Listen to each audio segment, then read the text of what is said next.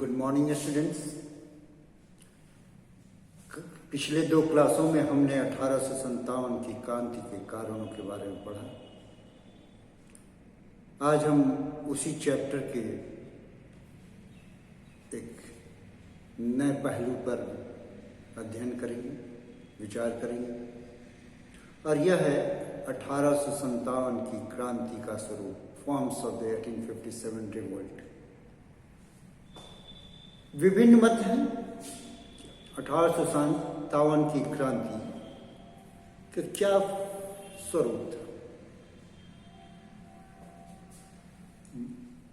सबसे पहले जो हम स्वरूप पाते हैं मॉलिसन, ट्रेविलियन, लॉरेंस और होम्स, इनका है मत है यह इट वाज ए सिपाही रिवोल्ट, सैनिकों का रिवोल्ट था।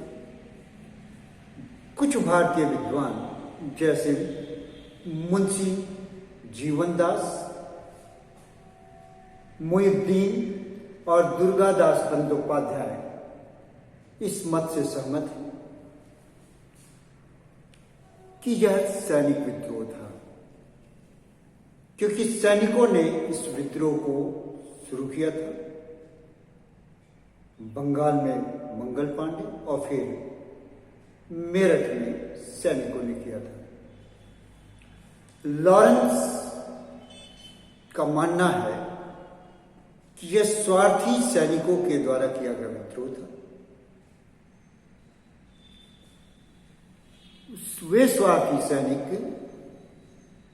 जिसमें देशभक्ति का कोई नाम नहीं था, वो अपने कारणों से विद्रोह किए थे। सैनिक शर्तें, सैनिक सेवाओं की सुविधाओं को छीनने के कारण। फिर कारतूस वाली बात जिसमें सूअर और गाय के चर्म मिली थी, इसके कारण। समुद्र में जिसे काला पानी कहा जाता था, समुद्र मार्ग से जिसके मार्ग के द्वारा गमन करने पर भारतीय ग्रामीण समाज में उन्हें समाज में स्वीकार नहीं किया जाता था। तो ये सब कारण थे जिसके कारण उन्होंने विद्रोह किया था। लेकिन स्वरूप के रूप में अगर कहा जाए कि यह सैनिक विद्रोह था, तो इसका विश्लेषण करने पर ये सही उचित नहीं ठहरता है, क्योंकि सिर्फ सैनिक ही शामिल नहीं थे, असंतुष्ट राजा और जमींदार वर्ग भी शामिल थे। फिर पूरी सैनिक वर्ग इसमें शामिल नहीं था। कुछ ही रेजिमेंट्स के लोग सैनिक शामिल थे। पंजाब रेजिमेंट तो बिल्कुल शामिल नहीं हुआ। उल्टे विद्रोह को दबाने में उसने सबसे अहम भूमिका निभाई और ग्रेटर पार्ट सैनिकों का जो था उसने विद्रोह में भाग ही नहीं लिया।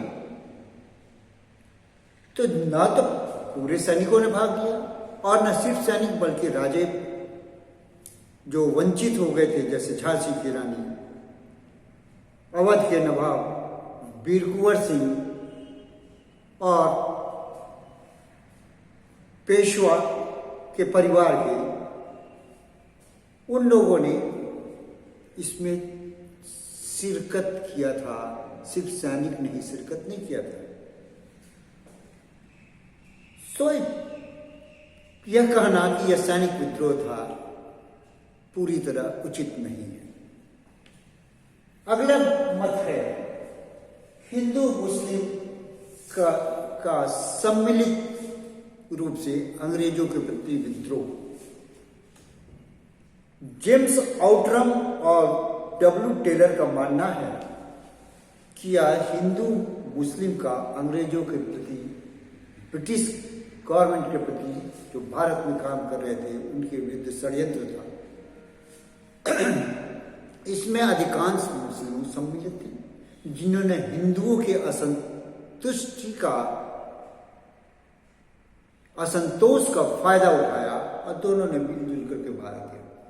मुसलमान इसलिए थे क्योंकि कभी उनका शासन हुआ करता था। भारत के अधिकांश हिस्सों में मुस्लिम वर्ग का शासन था।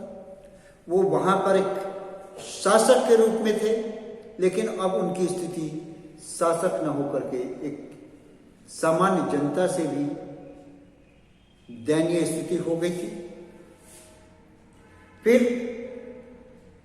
बहादुर शाह जफर, जो मुगलिया सल्तनत का बादशाह कहलाता था, तारीखे खानदान तैमूरिया का आखिरी चिराग, उसे भी कहा गया था कि अब उसके बाद वह बादशाह नहीं रहेगा। तो इससे सामान्य मुस्लिम समुदाय में एक अंग्रेजों के प्रति रोष और विद्रोह की भावना भड़क उठी थी, जिसमें उन्होंने असंतोष अधिकांश भारतीय हिंदू जनता का भी उन्होंने समर्थन प्राप्त किया और यह विद्रोह बना। अगला पॉइंट हम देखते हैं कि एल.आर. रीच महोदय का मानना है कि ये ईसाइयों के विरुद्ध विद्रोह था, रिवोल्ट अगेंस्ट द क्रिश्चियनिटी। इस मामले में हम पाते हैं कि यह सही प्रतीत नहीं होता, क्योंकि ईसाई धर्म भारत में बहुत ज्यादा अपनी जड़ नहीं जमा पाया था। वो क्रिश्चियन मिशनरीज के रूप में और ईसाई धर्म प्रचारक के रूप में भारत में आए थे और उन्होंने अपना अधिकांश ध्यान शिक्षा के क्षेत्र में दिया था। लेकिन फिर भी एल.आर. रीच का मानना है कि धर्मांधी हिंदुओं ने ईसाई धर्म के प्रति विद्रोह कर दिया था, जो उचित प्रतीत नहीं होता। क्रिश्चियन धर्म निश्चित रूप से भारत में कुछ पॉकेट्स में ही रह गए थे, जो कि मद्रास में, कलकत्ता में, बॉम्बे में, ऐसे छोटे छोटे पॉकेट्स में वो रहे थे, पूरे देश में नहीं फैले थे। तो इन ईसाई मिशनरी जब स्कूल खोला और मैकाले मैनूट के बाद में नई शिक्षा पद्धति के अंतर्गत में जब शिक्षा हुई थी, तो क्रिश्चियन मिशनरीज के स्कूलों में विशेष रूप से जो प्रगतिशील भारतीय थे, उन लोगों ने थोड़ी उसके फायदा उठाए, उसको तवज्जो दिया। लेकिन ईसाई धर्म के नाम पर ऐसा कुछ नहीं लगता कि उसका भारत में कोई मजबूत पकड़ होगी जिसके विरुद्ध विद्रोह किया जा सके। कुछ विद्वानों का मानना है, विशेष रूप से अंग्रेज विद्वानों का, यह गोरों लोगों के प्रति काले लोगों का विद्रोह था। मगर काले लोग के बिना अंग्रेज भारत में शासन कर नहीं पा रहे थे। सेना में अधिकांश ब्लैक, जिसे ब्लैक यानी इंडियंस को ब्लैक कहते थे, क्योंकि हमारी चमड़ी श्याम वर्ण होती है।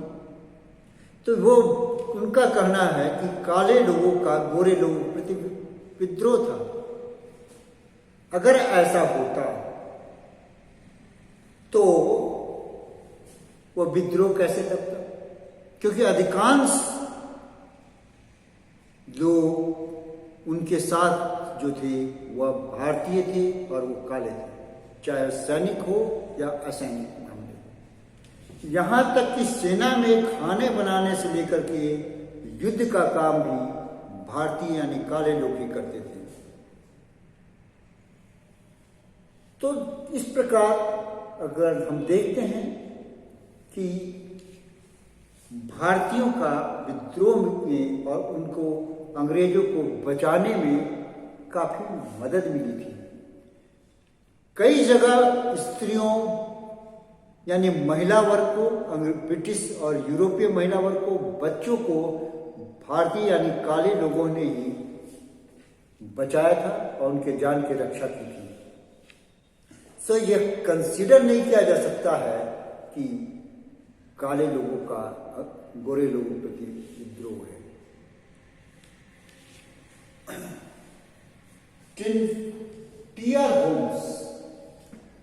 टीआर होम्स का मानना है कि सभ्यता और बर्बरता के विरुद्ध संघर्ष हुआ था। यानी कि अंग्रेज अपने आप को सभ्य समाज के लोग मानते थे, सिविलाइज्ड वर्ल्ड को मानते थे, और भारतीय को अनसिविलाइज्ड और बर्बर मानते थे, क्योंकि उनका मानना था कि विद्रोह में अंग्रेजी सैनिकों को, अंग्रेजी सेना अधिकारियों को मार दिया गया था। अंग्रेज सेना अधिकारियों के और असैनिक अधिकारियों के परिवार को खत्म कर दिया गया था। परंतु अगर विश्लेषण करने पर पाते हैं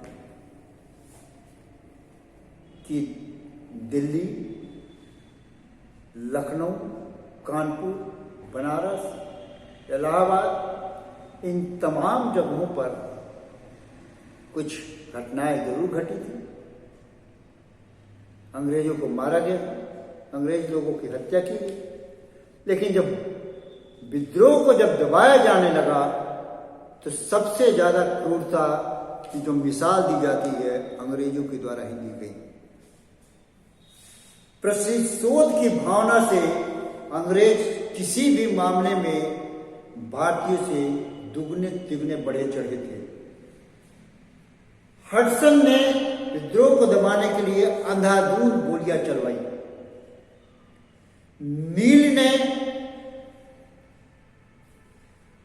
बिना ट्रायल की, यानी कि बिना किसी कानूनी कार्रवाई के फांसी के तख्ते पर सबको चढ़वा दिया। इलाहाबाद और बनारस के बीच के क्षेत्रों में पेड़ों पर विद्रोहियों को, यहां तक कि शंका के आधार पर भी जो पाए गए थे, उनको मार करके पेड़ों से लटका दिया गया था। और पेड़ की शाखाएं लाशों से, लटकती हुई लाशों से सिर्फ लगता था कि पटी हुई लाश ही लटक रहे हैं। इसकी बदबू दूर दूर तक दुर्गंध से दुर्वासित हो रही थी। रसेल ने तो प्रकाष्ठा कर दिया बर्बरता की, बच्चों को सुअर के खाल में सिलवा दिया, मासूम बच्चों की हत्या करवा कर। तो ये बर्बरता और सभ्यता की बात कहाँ रही। अगला देखते हैं कि कुछ विद्वानों ने, विशेष रूप से बेंजामिन डिज़रायली, अशोक मेहता और बीडी सावरकर, इसे राष्ट्रीय विद्रोह की संज्ञा देते हैं। लेकिन यह राष्ट्रीय नहीं कहा जा सकता, क्योंकि यह कोई बहुत सुनियोजित तरीके पर पूरे भारत में नहीं हुआ था। It was not all of sudden, not plan. हालांकि अशोक मेहता ने अपनी पुस्तक the great revolution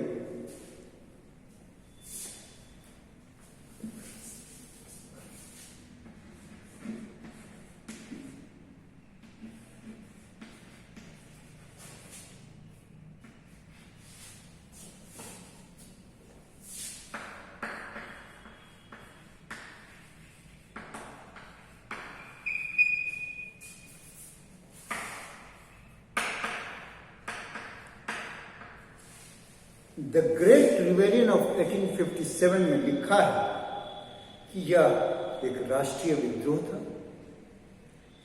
Veer Savarkar ने भी इसे एक planned war of independence, Bharat का एक पहला स्वतंत्र संग्राम जो सुनियोजित तरीके से किया हो, इसे कहा गया है।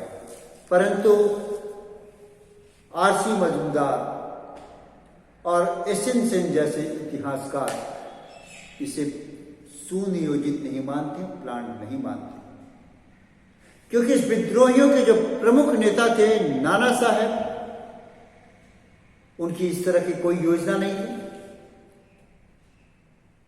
इसी तरह अजीमुल्ला खां न कोई बाहरी हेल्प लिया था कि इसे सुनियोजित किया जा सके। रंगे बापू ने भी इसकी कोई प्लानिंग नहीं की थी। हाँ, एक चपाती और फूल की घटना जो कि गांव गांव बांटी जा रही थी, इसको हम पूर्ण रूप से नियोजित नहीं कर सकते और न इसकी कोई ऑथेंटिसिटी प्रॉपर ढंग से है। राष्ट्रीय की अगर कहा जाए, जो विद्रोहियों ने जिसके नेता बनाया था बहादुर शाह जफर, वह किसी भी तरह से राष्ट्रीय नेता नहीं था। बहादुर शाह जफर एक छोटे से राज्य, जितना छोटा, जिसके बारे में कहा जाता था शाह आलम सल्तनत दिल्ली से पालम। पालम आज दिल्ली का हवाई अड्डा है। इतना छोटा राज्य जिसके कभी कहा जाता है कि पूरे हिंदुस्तान में इसका शासक था मुगलिया सल्तनत का, उसकी एक 2-4 किलोमीटर के दायरे में सिमट कर रह गया था। कुछ ही 2-4 तो नहीं, थोड़ा कुछ ही किलोमीटर के दायरे में सिमट कर रह गया था।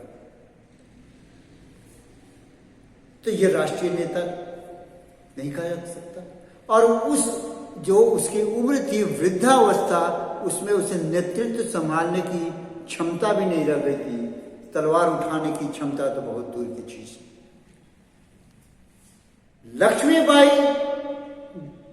ने यह विद्रोह किया था सिर्फ झांसी के लिए। वह कहती थी अपना झांसी दूंगी नहीं। अवध के नवाब को जब हटा दिया गया तो हजरत महल ने विद्रोह किया था अवध के लिए, और अवध के सैनिकों ने इसलिए विद्रोह किया था क्योंकि उनके नवाब की काफी अवहेलना की गई थी, उन्हें बंदी बना लिया गया था। बेकसूर राज्य को एक झूठा इल्जाम लगाकर, कुशासन का इल्जाम लेकर हड़प लिया गया था। वीर कुंवर सिंह के जमीन को छीन ले गई थी जो बिहार में थी। तो ये तमाम जो नेतृत्वकर्ता थे, ये तमाम नेतृत्वकर्ता अपने अपने कारणों से युद्ध लड़ रहे थे। सैनिक अपने कारणों से लड़ रहे थे, ये राजे राजवाड़े अपने कारणों से। कोई राष्ट्रीय स्तर पर युद्ध तो हुआ ही नहीं। और फिर ये सिर्फ उत्तरी भारत तक ही सीमित था, दक्षिण भारत में तो विद्रोह हुआ ही नहीं। तो इसे हम राष्ट्रीय या संपूर्ण भारतीय स्तर पर हम इस विद्रोह को नहीं देख सकते हैं और न ही इसे हम सुनियोजित कर सकते हैं। एक फिर 19वीं शताब्दी में राष्ट्रीयता नाम की, नेशनलिटी नाम की, पैन इंडिया नाम की कोई चीज नहीं थी। ये तो स्वतंत्रता आंदोलन के दौरान जब पूरा भारत जुड़ गया तब राष्ट्रीयता के बाद और इंडियन नेशनल की बात हुई। लास्ट में हम देखते हैं कि सैनिकों और कृषकों का सम्मिलित विद्रोह एक पॉइंट आता है। यह विचार मार्क्सिस्ट हिस्टोरियन जो इस विचारधारा के हैं, कि उनका मानना है कि किसानों और सैनिकों का मिला जुला एक विद्रोह था, परंतु ऐसा कुछ भी नहीं लगता कि सैनिक और किसान दोनों ने मिलकर के इस संघर्ष को छेड़ा हो। तो ये तमाम चीजें देखें पता लगता है कि सभी अपने अपने कारण से, लेकिन यह निश्चित है कि यह इतना बड़ा विद्रोह था कि पूरी ब्रिटिश एडमिनिस्ट्रेशन